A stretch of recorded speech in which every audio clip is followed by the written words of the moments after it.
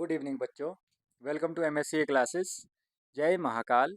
आज हम देखने वाले हैं कि फाइनेंशियल स्टेटमेंट्स कंपनी की कितनी होती है। तो फाइनेंशियल स्टेटमेंट्स ऑफ कंपनी पहले नंबर पे आता है प्रॉफिट एंड लॉस अकाउंट, जिसको पूरा क्या बोलते हैं हम, trading profit and loss account.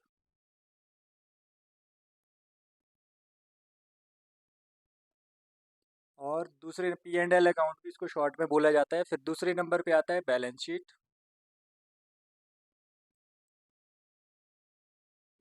तीसरे नंबर पे आता है आपका कैश फ्लो स्टेटमेंट।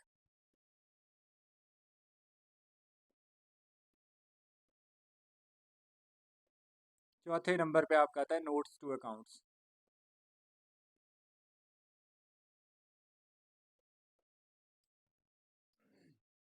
तो ये चार तरह की फाइनेंशियल स्टेटमेंट्स है जो कंपनी बनाती है। Profit and loss account, balance sheet, cash flow statement.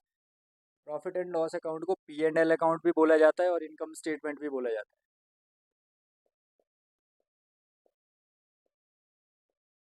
आपको पता ही है, प्रॉफिट एंड लॉस अकाउंट से आपको ये पता चलेगा कि लास्ट 12 मंथ्स के पीरियड में, जो कि मैक्सिमम कंपनी के केस में होता है 1 अप्रैल से स्टार्ट और नेक्स्ट 31 मार्च, मतलब फाइनेंशियल ईयर होता है। तो उसमें प्रॉफिट हुआ या लॉस हुआ है वो पता चलेगा कहाँ से, प्रॉफिट एंड लॉस अकाउंट से। फिर बैलेंस शीट से पता चलेगा फाइनेंशियल पोजीशन कैसी है, एसेट्स एंड लाइबिलिटीज़ की नॉलेज होगी। कैश फ्लो स्टेटमेंट से एक्चुअल कैश कंपनी के पास कितना है। और नोट्स टू अकाउंट्स होता क्या है बेटा, जैसे हम दो बुक्स बनाते हैं, रफ एंड फेयर। तो रफ में हम बहुत सा काम करते हैं, उसमें से जो फेयर निकलता है वो फेयर नोटबुक में करते हैं। वैसे ही यहाँ पर भी सारा काम नोट्स टू अकाउंट्स में होता है। जैसे मान लो सबसे पहले हमने लिखा share holder funds,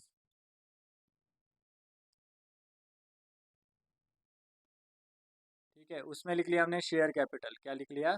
share capital. अब हम सीधा शेयर कैपिटल यहाँ पे शो करेंगे बैलेंस शीट में। बट नोट्स टू अकाउंट्स में शेयर कैपिटल के अंडर क्या क्या होगा? शेयर कैपिटल में ऑथोराइज्ड शेयर कैपिटल, फिर इशूड शेयर कैपिटल होगा, सब्सक्राइब्ड शेयर कैपिटल होगा, फिर paid, called up, paid up, ये सारा रेफरेंस मिलेगा नोट्स टू अकाउंट में। और यहाँ से जो फाइनल आएगा वो चला जाएगा बैलेंस शीट में। तो बैलेंस शीट में जो जो आइटम्स दिए उसकी अगर डिस्क्रिप्शन देखनी है वो नोट्स टू अकाउंट से देखी जाएगी। बाकी आपको बता दिया मैंने, चार तरह की फाइनेंशियल स्टेटमेंट्स होती है। अब मुझे एक बात बताओ, फाइनेंशियल स्टेटमेंट्स बनाई क्यों जाती है? थोड़ा सा कंपनी का स्ट्रक्चर पढ़ो। ये है कंपनी। अब कंपनी में शेयर होल्डर्स होते हैं बेटा, इन्वेस्टर्स होते हैं, बैंक का पैसा लगा होता है, और और कौन हो सकते हैं? क्रेडिटर होते हैं बेटा, जिन्होंने पैसा लेना होता है इस कंपनी से। और कौन हो सकते हैं? टैक्स अथॉरिटीज़ हो सकती है, इनकी भी निगरानी रहती है किसके ऊपर? कंपनी के ऊपर। और ओनर तो होगा ही होगा बेटा, है ना, ओनर मैनेजमेंट में आ जाएगा। तो इन सबको क्या होता है, इन सबको कंपनी के बारे में पता होना चाहिए। कंपनी में प्रॉफिट है या फिर लॉस है वो पता चलेगा कहाँ से? पहले वाली स्टेटमेंट से। फाइनेंशियल पोजीशन, एसेट्स और लाइबिलिटीज़ कितनी है, बैलेंस शीट से। कैश फ्लो स्टेटमेंट से पता चलेगा कि एक्चुअल कैश कितना है, क्योंकि वर्किंग कैपिटल जो होती है, दिन जो हमारा ऑपरेटिंग एक्टिविटी होती है, मतलब हम जो काम कर रहे होते हैं उसके लिए हमें पैसों की ज़रूरत होती है। तो वो पता चलता है कि हमारे पास कितना पैसा है कैश फ्लो स्टेटमेंट से, और नोट्स टू अकाउंट्स इसकी डिस्क्रिप्शन है। क्लियर? अब होता क्या है बेटा, जितनी भी पब्लिक कंपनीज है, rather I should say listed companies. Listed companies कौन सी होती है? आपने सुना होगा Bombay stock exchange, national stock exchange, ये नाम सुने होंगे। और इनको रेगुलेट करता है SEBI, securities and exchange board of India, जिसकी एस्टेब्लिशमेंट कब हुई थी? 1992 में, जब एक स्कैम हुआ था जिसके ऊपर सीरीज भी बनी है, स्कैम 1992। तो उस टाइम सेबी को बनाया गया था स्टॉक एक्सचेंज को रेगुलेट करने के लिए। तो उससे क्या हुआ, जो कंपनीज होती है बेटा, कंपनीज सबसे पहले शुरुआत में अगर देखा जाए तो कंपनी को प्राइवेट लिमिटेड बनाया जाता है। तो कंपनी के पीछे ऐसा होता है, जैसे ये कंपनी है तो पीवीटी एलटीडी ऐसे लिखा होता है, तो ये होती है प्राइवेट कंपनी। तो ध्यान देना, जितनी भी प्राइवेट कंपनी है इनके शेयर पब्लिक परचेज नहीं कर सकती, बाय नहीं कर सकती। फिर कंपनी को क्या करना पड़ता है, अगर नॉर्मल पब्लिक से पैसा लेना है कंपनी ने और उनको उसके बदले शेयर देने हैं, तो कंपनी को पहले बनाना पड़ेगा अपने आप को लिमिटेड कंपनी, प्राइवेट हटाना पड़ेगा।